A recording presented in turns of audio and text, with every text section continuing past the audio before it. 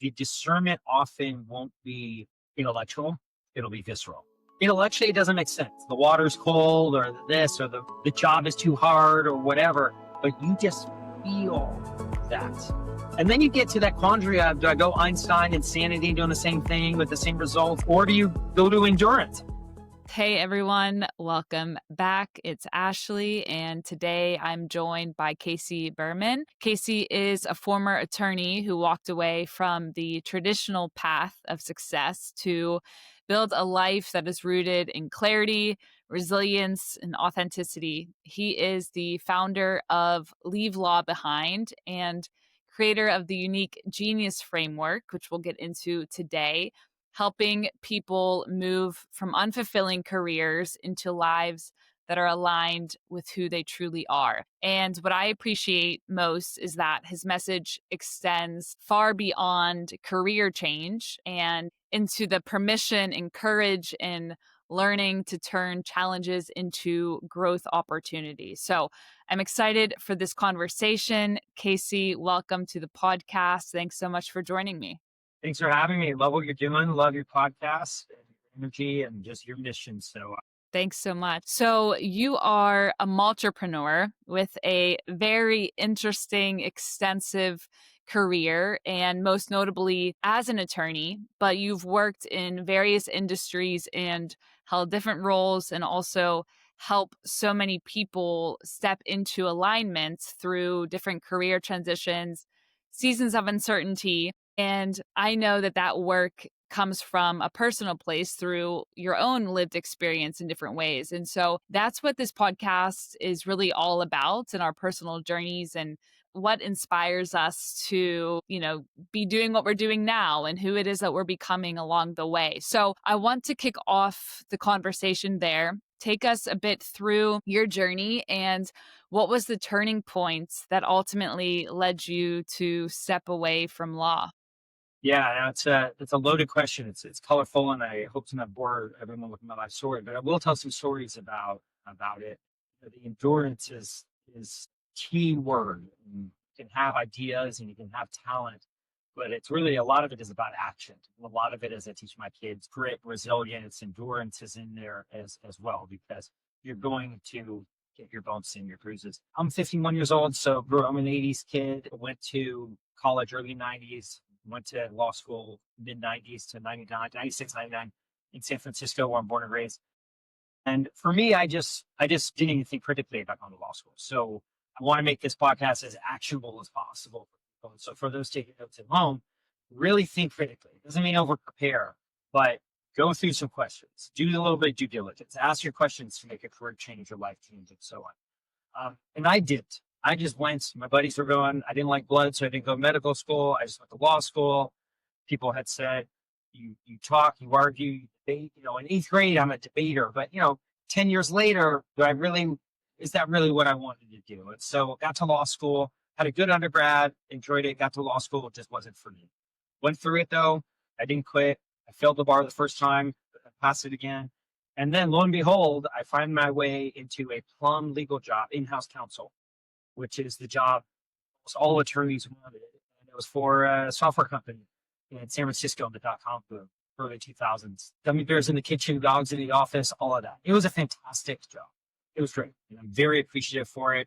I love it. I'm not bad-mouthing it at all. It was a great job. Halfway through, though, it just wasn't for me. I realized law just wasn't for me. It was very reactive. I was putting out fires, very stressful, a lot of anxiety. I wanted to be frontline. I wanted to be to customer creating things. I didn't want to react. I wanted to create. There were two quick stories when it really hit me to answer your question as to when I knew I needed to leave. The first one, I negotiated the software licensing agreements. So we sold our software, ironically or coincidentally, to law firms, legal departments as a red line tool. Well, the end of the month, New Year's Eve, March 31, June 31, June 30th, I was in late negotiating, and it was fun. I was with the salespeople, but the general manager of the office scored a six-figure commission. All the power to him. It's great. He deserved it. I just remember sitting there saying, So, and he was a really nice guy, and he bought me old school an iPod. It was the old school iPod with the dial and the three buttons. Yeah. You could engrave on the back, and he said, "Casey, great job. Thanks for your help." If he got a six-figure commission, I got a $60 iPod. Well, it was a little more than that. And it just hit me like, and I didn't feel badly about it, except, okay, there's other ways to make money. It just opened my eyes to what other people do. Another example is we went to an all hands meeting in England where our company was based. We were in the main sales office.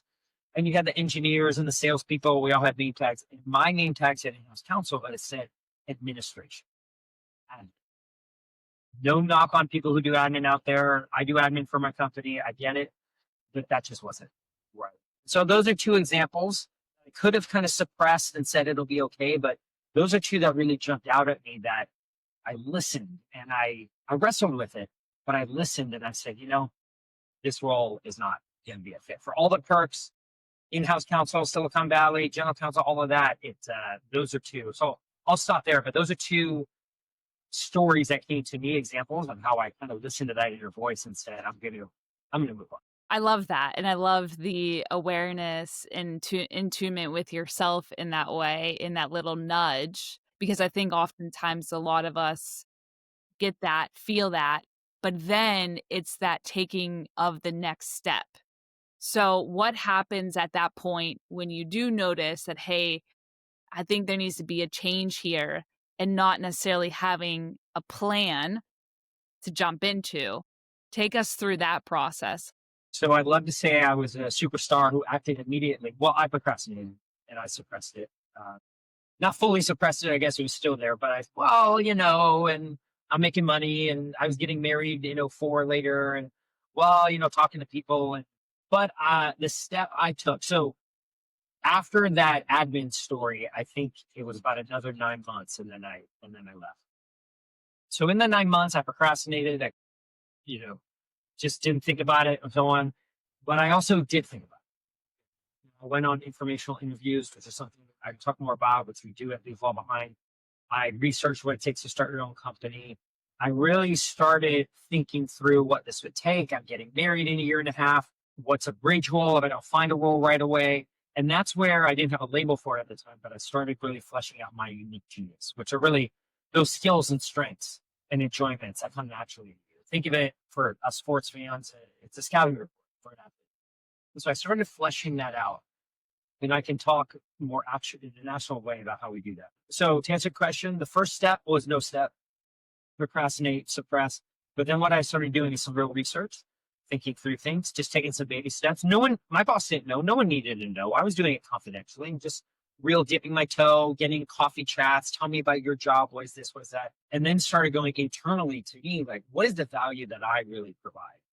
Because I thought I wanted to be a chief operating officer. That's where I wanted to go. And the skills and strengths for that could do, but that's not really what I wanted to do. And so those are really the two areas that I focused on. Ultimately, what happened is I left in June of '04. I then continued as the outside legal counsel for about 6 months. I was able to make money. They were able to bridge. I got married in November, came back to San Francisco, and then early '05, I stopped the contract with them. And then what would happen, started telling my network, and a friend introduced me to another small tech company, and I was able to work there for 2 years on a freelance basis, which was great. So that's really what happened, and those were kind of the two main things that I acted on after I said, I have to do something. So you mentioned the unique genius, and it sounds like through that process, it just really opened up this door to self-discovery in a way. So take us through the unique genius. What does that mean? And also, what role does curiosity play in just this whole reframing and moving into what's next and what's ahead? No, that's a great question. So the unique genius framework there's strength finders. There's a lot of other types of dynamics and protocols and methods you can do out there, and they're great. What's great about the unique genius that I really like is it's very simple. It's very organic. You can do it tomorrow. You can do it for free. I'm going to tell everyone what the questions are right now. And it really ultimately becomes your story. I know there was a strength finders, and I was working with someone at Leave Law Behind, and her strength finders report, she wanted to leave law, said, after all the analysis, drum roll, please, we think you should be a judge. And she said, I want out of the law. So those kind of strength finder type things, again, I'm not bad mouthing them, but I am simply saying that they can be kind of a one size fits all.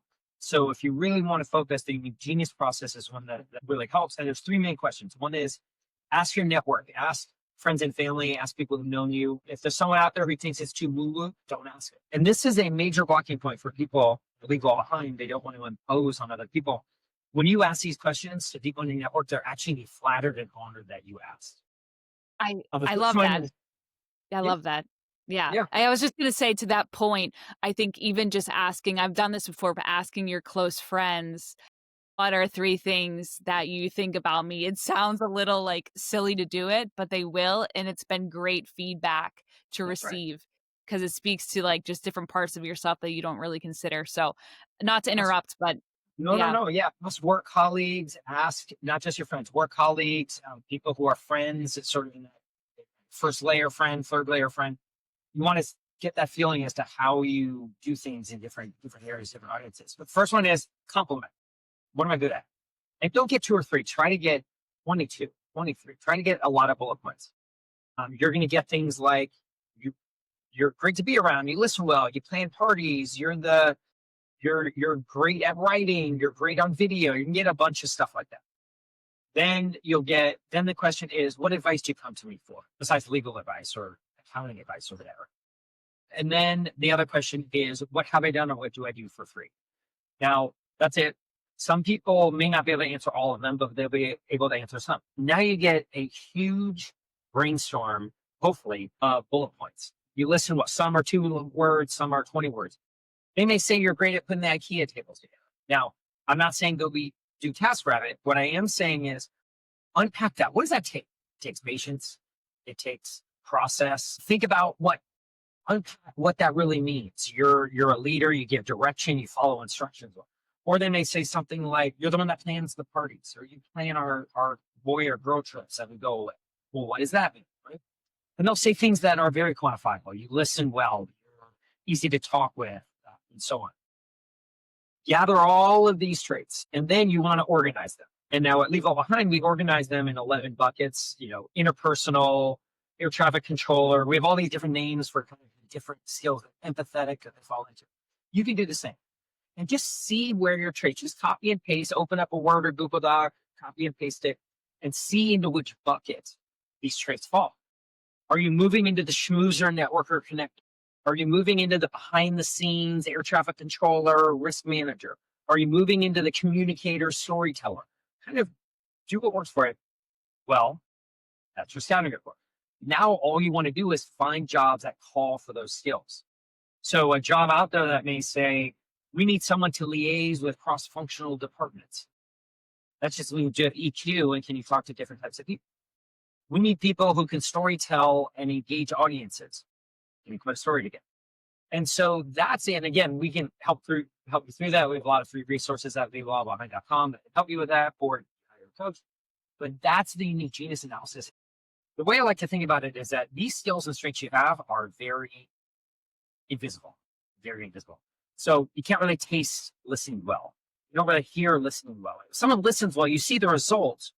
They take in the information, but our 5 senses have trouble tasting or smelling or feeling or sounding report. So one was me on this, but when you have a paranormal phenomenon, a ghost, if you remember Casper the Friendly Ghost, I'm dating myself. The best way to see a ghost is throw a sheet over it or throw powder on it, right? You see the outline of Casper. Yeah. Well, that's what a job does for your invisible skills and strengths.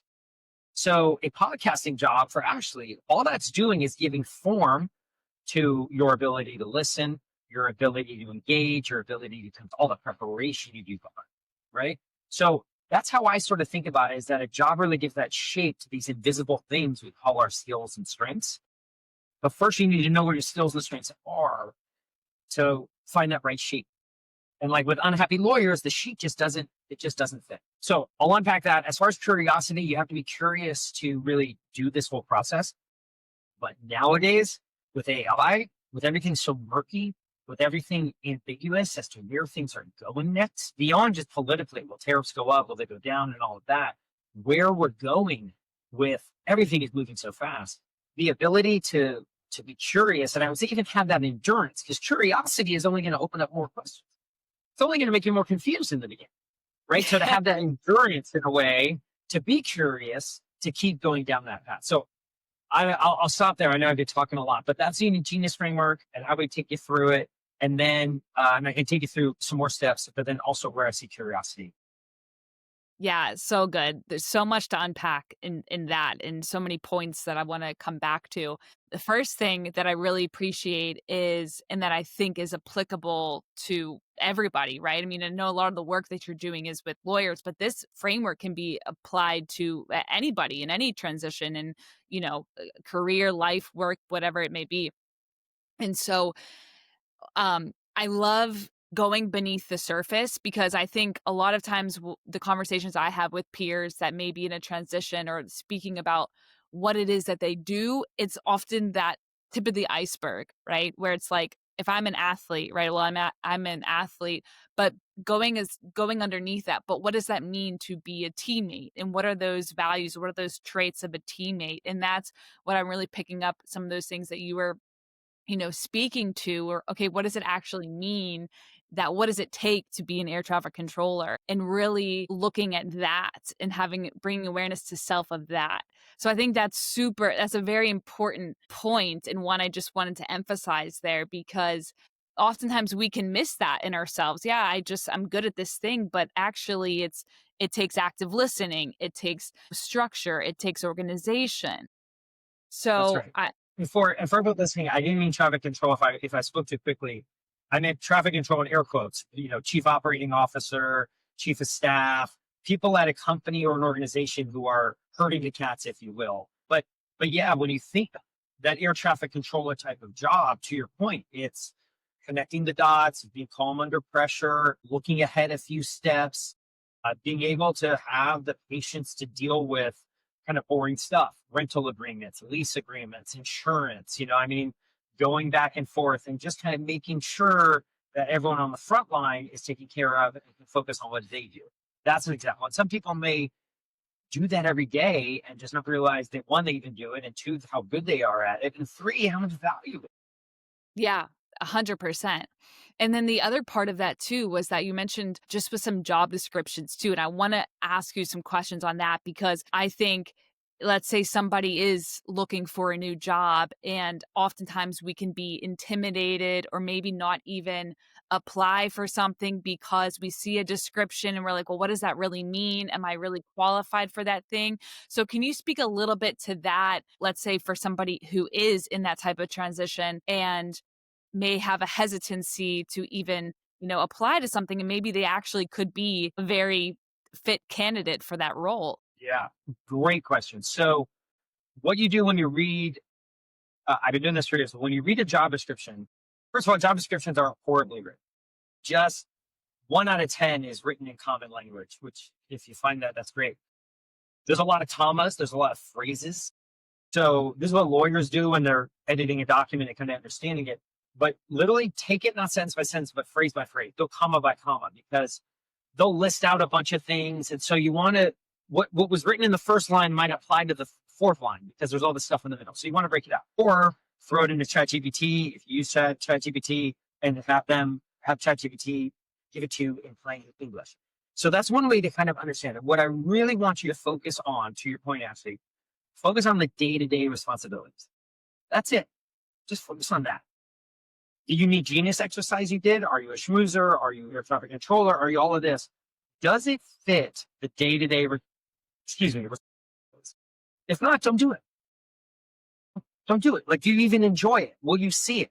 Because it's one thing to be good at something. It's another thing to enjoy it. They want you to get both. They don't enjoy your job 100%, but I want you to enjoy it most of it. But just focus on the day to day. Because what you're going to do, to your point, Ashley, is people are going to say, well, I don't have 7 years experience in media agency consulting. I don't care. I don't care. Are you a storyteller? Oh yeah, I tell stories all the time. This, and that, and the other thing. But I don't have 7 years. I don't care because you're not even going to apply to this job. Because Monster, Indeed, LinkedIn, no offense to them, but it's almost false advertising when they have these commercials and someone submits a resume and they get a ding a few minutes later. That's not how it works. So what you're going to do is you're going to do informational literature, which we mentioned. So once you have your unique genius, this is what I'm good at. This is how I add value. Once you have the job that's calling for the unique genius, well, now you reach out to hot, warm, and cold people. Cold, you don't know. Hot are people that you're very close with, and warm are, say, 1 or 2 contacts away that a hot contact could introduce yourself to. All right, everyone with me? Okay. Then you reach out to them. You have scripts. You find a script, and you just say, "Hey, I notice you're in such and such job. Looks very interesting. You're in that job. Can I take you out to coffee virtually? I'll send you Starbucks gift card. Can I ask?" Now, you may get some responses, but most often people will respond to you, particularly hot or warm contact. And then you start asking the questions, and ultimately they say, "Ooh, this isn't a fit for you. Casey, I think you should maybe look at something else." Or they say, "Wow, based on what you've told me, you'd be a really good fit." And sometimes they say, "Send me your resume. Let me get in your system. I'm not sure we're hiring, but let me get you into our system." So that's how I would explore the job description, focus on it, because you're not even going to need really the requirements, because you're kind of going to circumvent that by getting in touch with someone who's warm or an evangelist for you, who can then get you into it. And just to that point, how important is it then from your perspective to have those type of people who know you and who understand a little bit about your unique genius that then can advocate for you in those ways versus just blindly applying somewhere hoping you're going to get a response back? I mean, can you speak a little bit to that in terms of, those relationships with people and how significant that could be in the process of landing that next role? At this point, it's the be all end all. Now, I will say we do have people, they apply online, sometimes cold, they get the resume through. It's great. It just doesn't happen that often. I'd be remiss in my coaching if I told people just apply online. Don't worry about it. Like, it just doesn't work that often. Now, if you insist on applying online, what I will tell you is do what we call second flame. Find someone as you applied or about to apply. The search term is you do like so you would do like, if you're applying for a project manager, company, geography, LinkedIn, people. That would be your search term, right? Project manager, Netflix, Los Angeles, people, LinkedIn. And that'll bring up project managers, because LinkedIn has a very horrible search format. Google's better. So you kind of toggle back and forth. So now you find a project manager who's there, and then you may reach out to them. "Hey, I just applied online. Can you do a coffee?" They may or may not. They may not want to. Some may. Also, they may be paid if they bring you in. They may be incentivized. So that's how you do it on the cold apply. It is possible, but you want to do the second part. Now, if you look at the warm part is don't apply, but start doing these informational interviews. "Hey, actually, I know you do podcasting. I want to break in. Take 20 minutes of your time. Just want to pick your brain." Because one, usually what happens, maybe not with you actually, but most often, no one has asked this person about their life. Kids don't care. Their spouse doesn't care. Here's an opportunity for them to talk about themselves. It's almost like their little mini TED talk, right? You're giving them, great, let's flatter them a little. You send them a Starbucks gift card, they, smiley face and so on. And then I've done an audit of my skills and strengths. I am this, this, and this, my buckets, my unique genius. It looks like to be a fit for your job. Can you tell me more? Zip it and listen. And then they may know you already. If they're a friend of a friend, that's easier. They may not. They may be a friend of a friend of a friend and so on. But regardless, you then have this conversation. Hopefully you shine. And you want to do two things. One, is there anyone else they can then introduce? You see, you rinse and repeat, get another information on it. Is there anyone else that I can speak out? Or is there any opportunity They may be hiring, they may not, they may know of another company. So that's where you want to go. But that's the informational interview.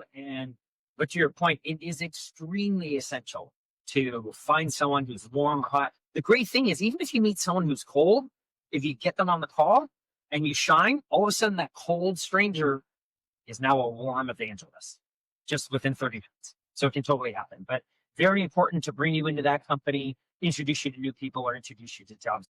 Totally. And it's always worth it. I think it doesn't hurt, right? Whenever you are cold reaching out to somebody, because just like you said, if somebody's willing to hop on a call for 15, 20 minutes and share about their own experience and what they do, I mean, they like to share. They like to talk about the things that they care about. We all do. And so when someone shows genuine interest in that way, I think it's always worth it. And then, like you said, you never know. If you can connect with somebody, then they go from cold to warm. And then that's how we continue to build those support systems and network in a way. That's it. Two quick actionable things. One, after the informational interview, if it's just like, all right, let's keep in touch, be of value to them. Every month, send them, "Hey, I saw this article, reminded me of you.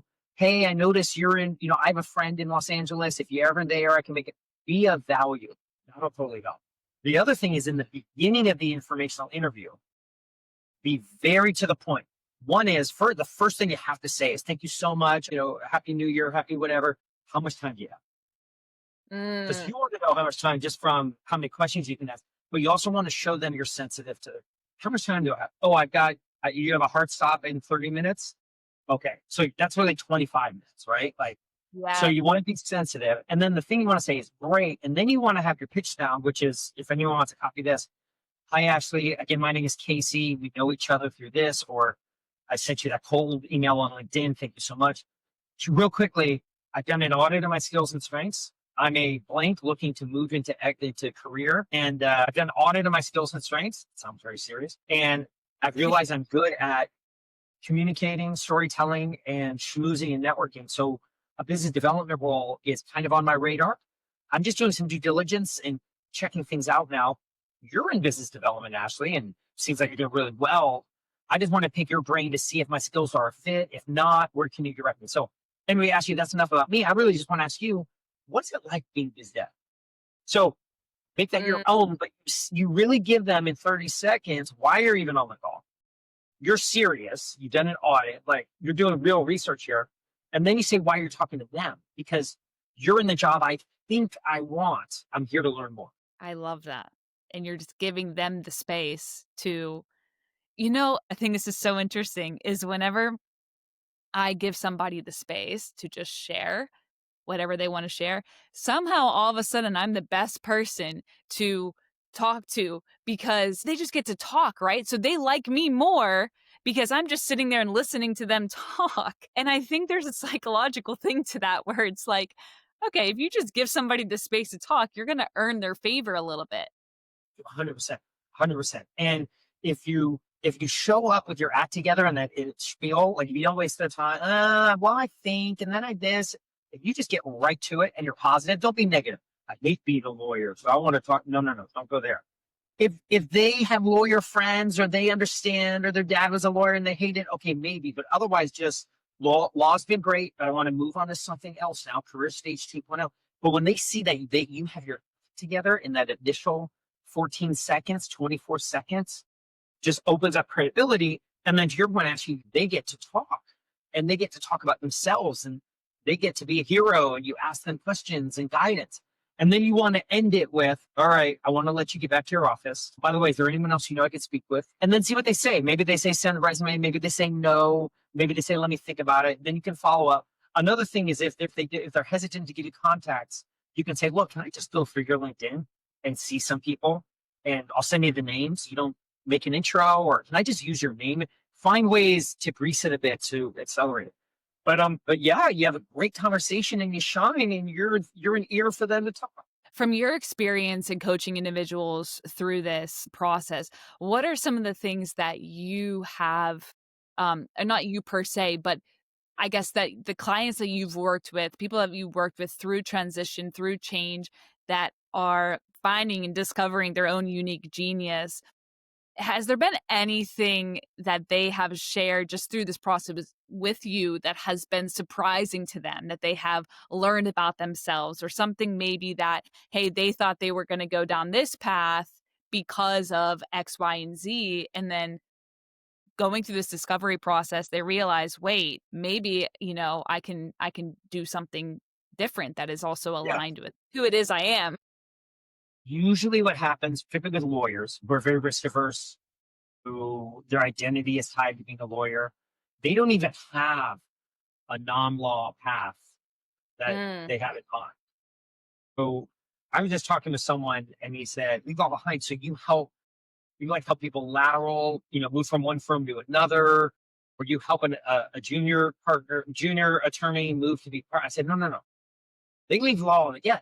Like we help them go from being a mergers and acquisitions attorney to being a business development VP of biz dev. We help them go, it is a total leaving one matrix to go to another. And so the big thing with lawyers in particular, and I think a lot of other professionals out there, is they don't even know what they can be. Wow. They don't even know. They're thinking, well, there's four things I can do. I'm a lawyer at a law firm. I'll be in-house counsel, a lawyer for a company. I'll start my own firm. I'll go to a small firm or a big firm, whatever I'm not doing, or maybe I'll go to the government as a lawyer there. And I'm saying that's all law. I want you to come over here. I don't know if you remember the Truman Show, that movie from the late '90s, early 2000s with Jim Carrey, where he's on that make believe set. But once he realizes he's on a studio set and he's not on, for any young people out there, Jim Carrey, it's a movie. It's like a reality show where this baby, who's a foster baby, orphan, was essentially raised in this little Americana town. And he thinks that's the whole world, and he doesn't go across the ocean because he's afraid of water. But really, everyone in the world is watching this kid. It's a crazy movie. Truman Show. I definitely recommend it. Giving a little bit of the ending away, but once he realizes he's on the studio set and he opens the door, what used to be the sky of the ocean, he opens the door and looks in. He's like, oh my God, there's so much more out there. Well, that's the feeling that lawyers have when I say, just now, where I was working with someone and talking about what she does at law, and I said, change management. I think change management is a job for you. And she's like, I have no idea what you're talking about. So that's the obstacle that I would help attorneys get over, is for them to see that their skills are transferable. And change management is just a job where it's in huge demand now, particularly with the prevalence of AI, where it's literally helping people in companies move from different systems, different protocols. What are the behaviors, new systems, software, and so on that we need to undertake, because we are still human, in order to move to this new way of working? Change management. And she'd be great at it. And it's opened your mind to, like, oh my God, I had no idea. So that's really the surprise and aha moment. Then what they do is they'll get more skeptical and say, well, Casey, you think I can do this, but no one else thinks I can do it. Okay.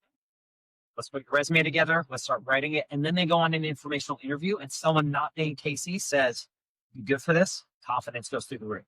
I was just going to say, if you're just building that confidence, then somebody else, sometimes it does take somebody else's belief in us. But then whenever that's affirmed in another place, then you start to see, okay, I can actually do this, and I'm building the confidence. The surprising thing that continues to show up is the possibilities that you don't even know exist for yourself until you go there and you start doing this kind of work and realize, like, okay, no, you literally can, like, leave law behind. You could actually do something totally different. Totally different. Completely different. And you think of in the sports world or entertainment world, these people who moved from being sports hero, and then they go into filming movies, or in the business world, who then reinvent themselves. And I mean, it's just fantastic. And they literally said, I don't need to stay in this lane. No, they prepare. They don't burn bridges. They do it slowly. They take baby steps. For anyone who's a very risk averse out there, I'm not asking you to quit your job tomorrow. Not at all. But start taking those baby steps. Start taking those medium steps. Then those all become giant leaps. But yeah, you don't need to stay in your lane. Yeah, it's really that permission to explore. And I think, too, that's a segue as well into not just, going through different transitions or change in that way, but just stepping into a new thing or stretching yourself in a way. And I want to bring this up because I think it's important, Casey. We talk about athletes and that. You were a former athlete in high school. And you were sharing with me before how now, as an adult, you are in a baseball league. And I think that that's very relevant to this, because it, again, is giving yourself that permission to do the thing, to step out and try and realize that, no, it doesn't matter, right, at any kind of age or stage or season in life, right? Like, it's still possible that you can do these things if you want to do them. It may just look a little bit different. That's right. That's right. No, I played baseball in high school. I could have played at a smaller college. I went to a bigger college, so I did play baseball there. And then 30 years later, born and raised San Francisco a few years ago, Finland. I moved here to Maui. We're in Hawaii. And there's a men's adult baseball league.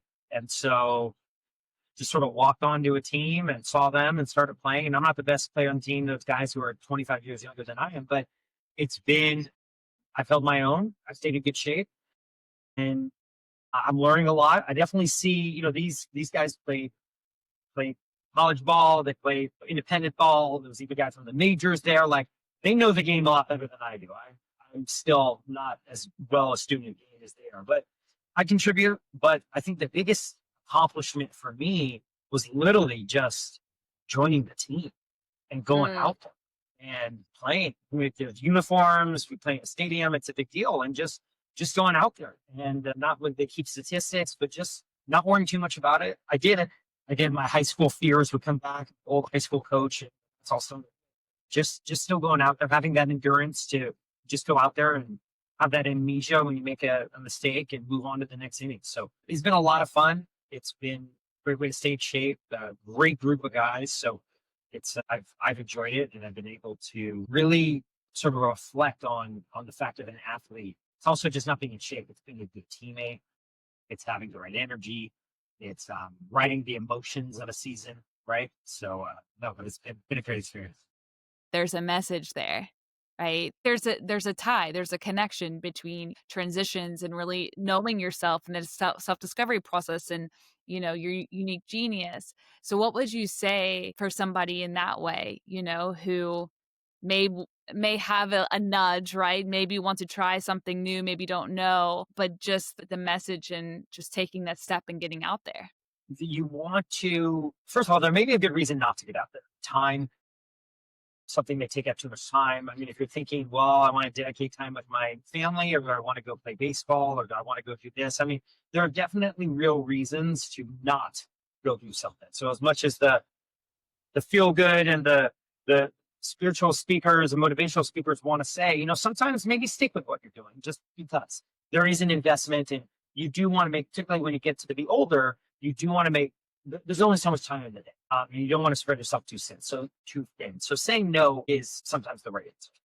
But when you do feel that and you want to make that shift, whether it's career or a new hobby or start something new. For example, my wife was never a huge swimmer, and now she met a group here, and she's snorkeling and free diving in the coral here and in the ocean pretty much every day, and with some very good swimmers. And she's held her own, and she loves it. And she's a better swimmer than I am now, right? And so I've loved how she just gave herself permission to do something. Because we live in San Francisco, the water's cold. You never really do. Okay. And she does it every day. So whether it's just kind of meeting a new group and taking on a new hobby, or whether it's that real career shift, it's one, should you say no? And if you should say yes to it, I mean, definitely should you say no to it?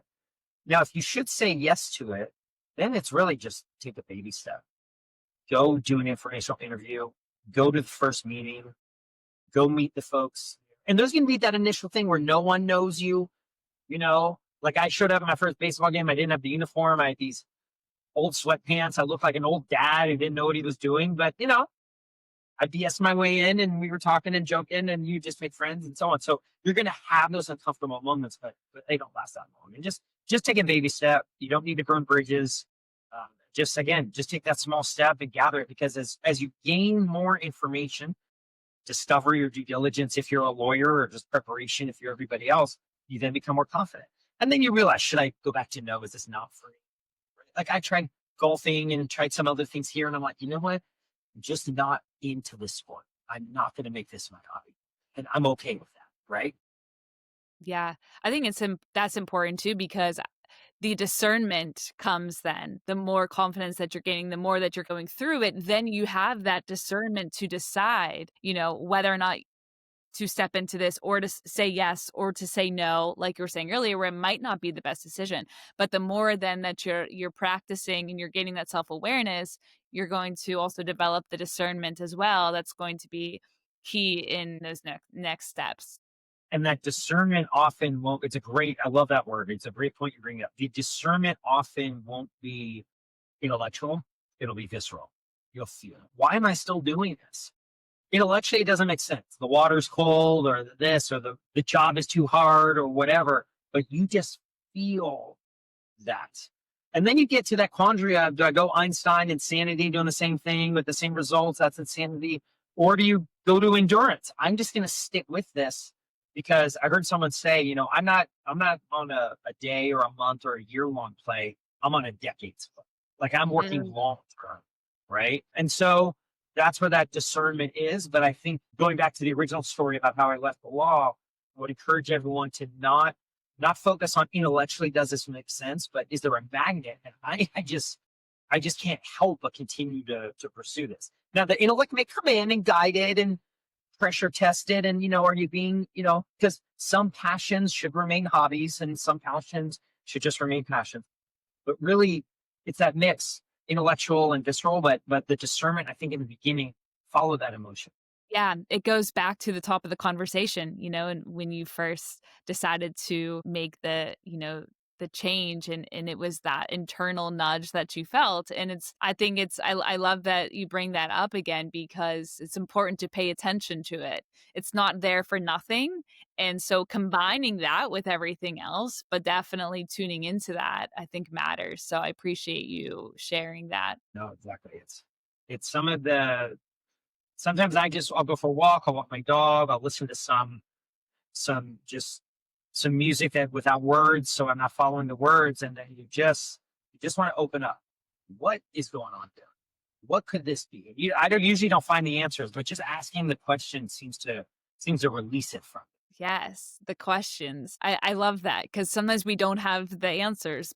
Just by asking the questions, though, can bring that up. And then And speaking to athletes, I mean, I love sports, and so for me, years ago when I started in '07, I had my daughter, and kids change everything, and that was the recession back then. I don't know if everyone remembers. The Dow Jones dropped 10%. I think it was at 8,000 or 7,000. So the world was ending back in '08. And so I had this moment where I just watch ESPN all the time, and I don't really watch TV besides sports. And even then, I don't watch that much. But there was an interview, I think it was Tom Brady, maybe it was Colin Kaepernick, where he talked about like he was in the zone. And I know what that phrase is, but he elaborated on it that he wasn't thinking. And then this macho guy said it was all emotion for me. It was all feeling. And he, got this tight spiral football into the needle touchdown, right? And I'm thinking, Tom Brady feels like this masculine macho dude. And then it opened my mind that, of course it is. And I think in Western culture, particularly American culture, you're not supposed to feel that. You're not supposed to feel at all. But you hear it all the time in sports, the energy on the team, the culture, the vibe. I'm in the zone. I wasn't even thinking. And that really kind of gave me permission a million years ago to say, I'm going to observe my feelings now. I'm not going to wear my heart on my sleeve, and I don't need to cry every moment at things, but I'm going to listen to my emotions more. Match it with the intellect. I get it. But really, when these big masculine sports stars, macho guys who I aspire to consciously or subconsciously, when they said that they could be in touch with their feelings, I said, all right, I can't. It gives you that permission that you can do it too. No, I love it. It's so important. It signals something, right? And it's worth paying attention to. So I appreciate that, Casey. Thanks so much for being here, for joining me and having this conversation. So many good insights, and your perspective and the unique genius framework, I think, is so applicable to, all of us in different ways, because we all go through transitional seasons with this tension of, should I do this? Should I do that? And we all have that within us, our unique genius, and it's worth finding and discovering. So thank you for being part of the podcast and sharing this with us, and really appreciate your time. Thanks for having me. I love what you're doing. I love the work. This is just great conversations that I listen to you on my free time and keep up. It was an honor to be here. So I'm flattered, and hopefully this was helpful, and I really appreciate it.